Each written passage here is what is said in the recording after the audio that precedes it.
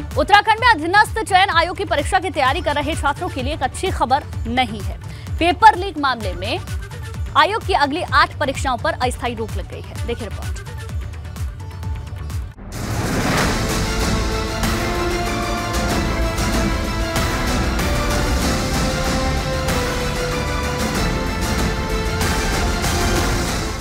UKSSC की परीक्षाओं में धांधली के बाद बेरोजगार युवाओं को और एक झटका लगा है। उत्तराखंड अधीनस्थ सेवा चयन आयोग की आगामी 8 भर्तियों पर रोक लगा दी गई है। आयोग की तरफ से करवाई जाने वाली फॉरेस्ट गार्ड, लेखपाल, पुलिस कांस्टेबल, दारोगा और लैब असिस्टेंट समेत 8 भर्तियों पर रोक लग गई है। सीएम पुष्कर सिंह धामी का कहना है कि परीक्षा की तैयारी करने वाले छात्रों के साथ खिलवाड़ नहीं होगा। सबसे पहला जो काम है कि जो भर्तियां हैं वो भर्तियां सही समय पर हों और जो लोग भी इसमें दोषी हैं उनके खिलाफ जांच चल रही है।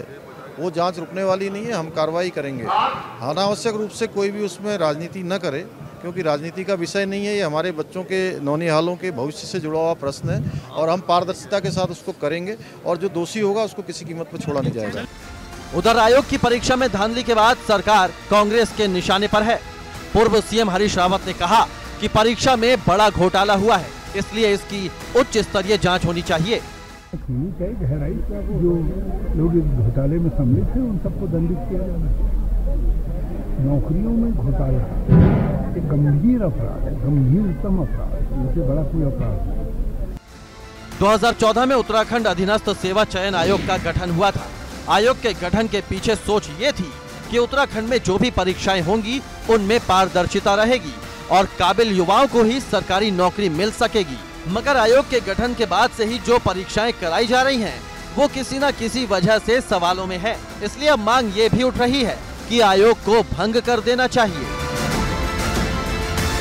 एबीपी गंगा के लिए देहरादून से पंकज राणा की रिपोर्ट।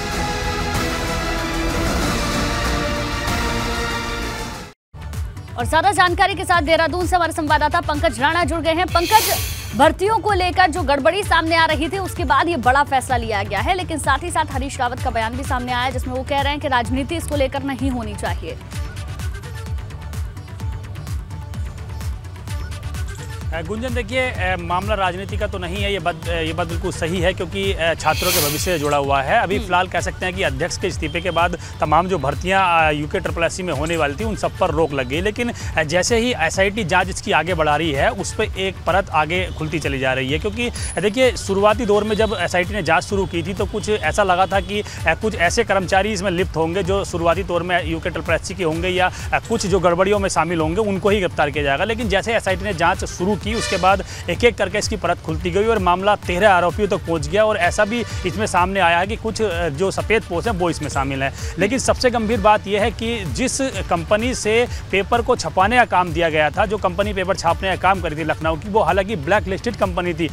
कई राज्यों ने उसे ब्लैक लिस्टेड कर दिया था। उसके बाद UKSSC द्वारा उसको अपने लिए अनुबंधित किया गया और उससे पेपर छपवाए गए। लेकिन वहाँ से CCTV कैमरों की गायब होना ये बहुत गंभीर सवाल खड़े कर रहा है कि लखनऊ में जिस कंपनी पे पेपर छापे गए थे, जिस कंपनी में पेपर छपवाने का काम दिया गया था, वहाँ के कर्मचारी उसमें लिप्त हैं। UKSSC के कुछ कर्मचारियों की संलिप्तता इसमें सामने आई है। सपाट पोस्ट जो तमाम नेता हैं उनकी संलिप्तता इसमें सामने आई है। तो बहुत गंभीर मामला ये सामने आया है। लेकिन देखिए जिस तरह से मुख्यमंत्री ने कहा है कि पहला काम ये है सरकार का कि जो परीक्षाएं उत्तराखंड में होने जा रही थी UKSSC की, उनको पहले सही तरीके से शांतिपूर्वक तरीके से करा दिया जाए ताकि नौनिहालों के भविष्य पर कोई असर न पड़े, फर्क न पड़े। क्योंकि कुछ लोग ऐसे हैं, कुछ छात्र ऐसे हैं जो कई सालों से परीक्षाओं के लिए तैयारी कर रहे थे और वो इंतजार में बैठे थे कि कब परीक्षाएं होंगी और उनका भविष्य आगे बेहतर हो सकेगा। लेकिन अध्यक्ष के इस्तीफे के बाद UKSSC में इस तरह की घपले के बाद उन सभी परीक्षाओं पर फिलहाल रोक लग गई है। पिछली जो परीक्षाएं भी वो भी आगे होंगी या नहीं होंगी, ये तमाम चीजें बहुत बिल्कुल देखने वाली बात होगी। ठीक है पंकज, आप हमारे साथ बने रहिए, आगे भी आपसे जानकारी लेंगे।